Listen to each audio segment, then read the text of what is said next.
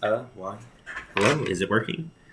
I believe so. I'm going to start out by saying my name is Lucas Bodewine. I am in the freshman seminar class, and I am now doing my TED Talk.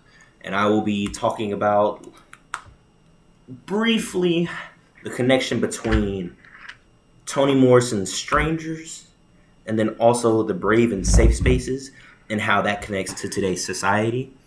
Um, and I can imagine this very well. For example, like Morrison's Strangers, the way that story is told, it challenges us to confront our assumptions and the biases that we naturally have, and then like requiring ourselves to have emotional courage to go out and speak to others. That allows us to also set the stage for a brave space, allowing us to go out and go out of our own comfort zones and have those difficult conversations with others if you're not so willing to have those.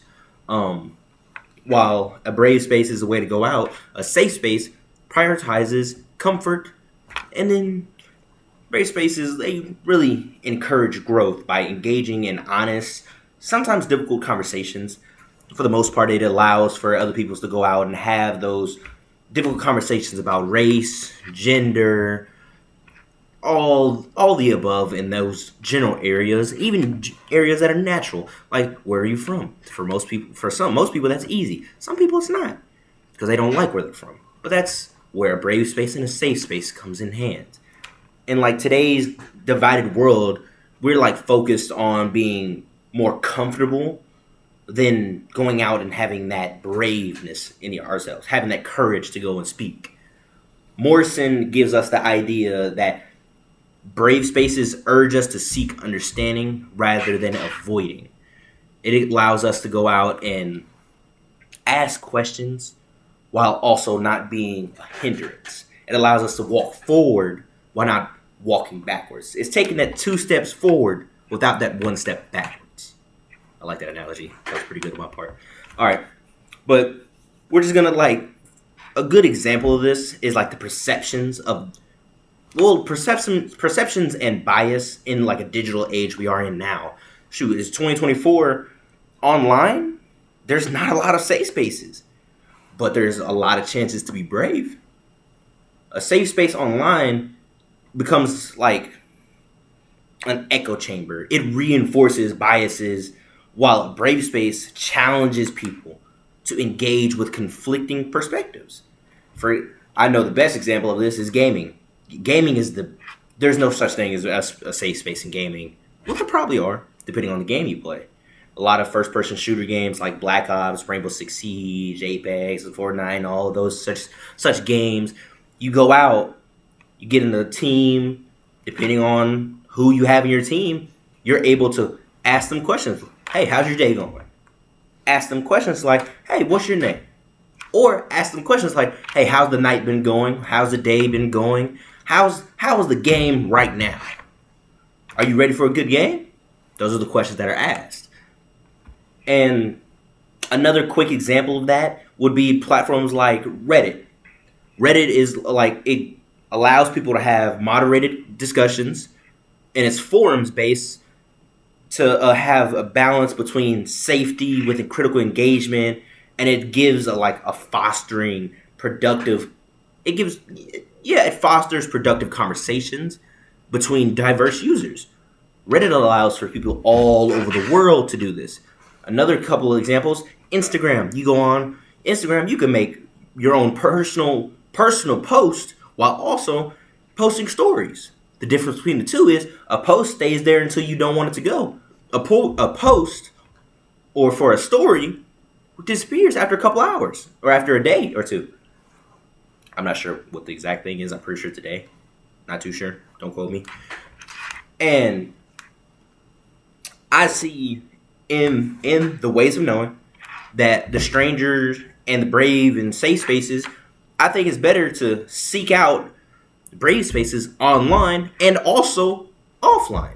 Instead of muting opposing voices, ask questions. Engage with the discomfort. It's where growth happens. Growth happens from those areas of unwantedness.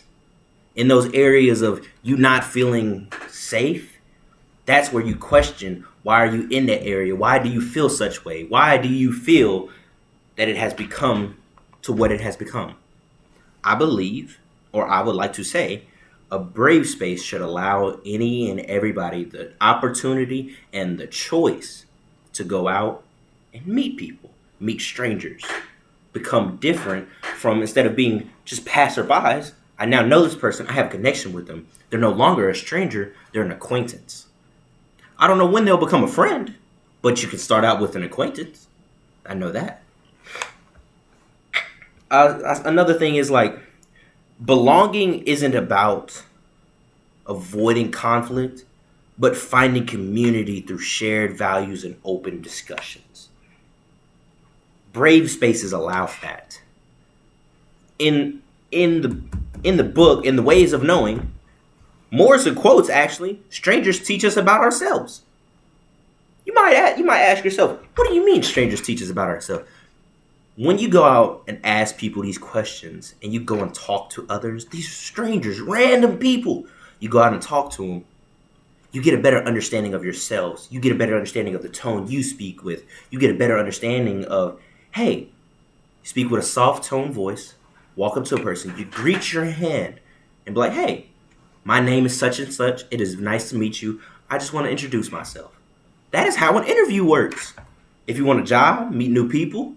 I know, for example, beginning of the semester, when I was going to meet the people in my class and my professors, I went up to the majority of the people and said, hey, my name is Lucas Baudouin. I'm both a computer science and data science double major with a minor in psychology. I gave everybody a brief introduction to who I am, what I'm coming to school for, and that's all they needed to know. Now, we're not strangers anymore. You're an acquaintance because you know who I am. You may or may not remember, may or may not remember, but you do know that I am a person that has said something to you. I know, for like brave spaces, the classroom is a great place for that because a teacher encourages not only discussions about identity and otherness, it also ensures students to feel heard while addressing uncomfortable truths. I remember in our class, for example, the seminar, in our seminar class, The Ways of Knowing, when we went in and actually talked about brave and safe spaces, I remember people were talking about cultural differences. For example, some people were talking about like their grandparents, they grew up differently compared to us now. Our grandparents don't know much about technology, but we do because we grew up on it. There's a difference. And I just want to say, like, in a classroom, you can advocate for educational models where students are like taught to listen actively and respond thoughtfully. And it gives people the gaps between you're different, you're a stranger. Now I can understand you. There's a difference. And see how it's coming together? I would say the connection between the brave spaces and safe spaces, vulnerability is at the heart of a brave space because you're allowing yourself to be vulnerable. You're allowing yourself to let others in. You're allowing them to come in to dig into you, find out more about you, while also giving others understanding of your perspective, your own thinking of certain subjects. I will say Morrison highlights this with the reflection of, quoting, to know someone truly, we must let go of fear. And that's a great quote in and of itself, because if you go through life and you actually want to know somebody truthfully, you have to let go of your past of meeting other people's. Personal experience is the greatest key to knowing new people. I would say the power of empathy. Empathy transforms not only safe spaces into brave spaces by not only allowing honest yet respectful confrontation of differences. Like programs like racial equity workshops, they challenge participants to acknowledge privilege and bias, building mutual understanding. In classes, we go out and tell people, hey, go and introduce yourself. You start out, you say your name, say what race you are, your cultural identity. I'm Christian, I believe in God. What is yours? It is all different for everybody. Morrison uses the strangers and the idea of brave spaces to share a common goal to break down barriers and foster connections that challenge us to grow. They acknowledge that brave spaces are not easy. They require emotional change and a willingness to confront our biases. Thank you, and that is my time.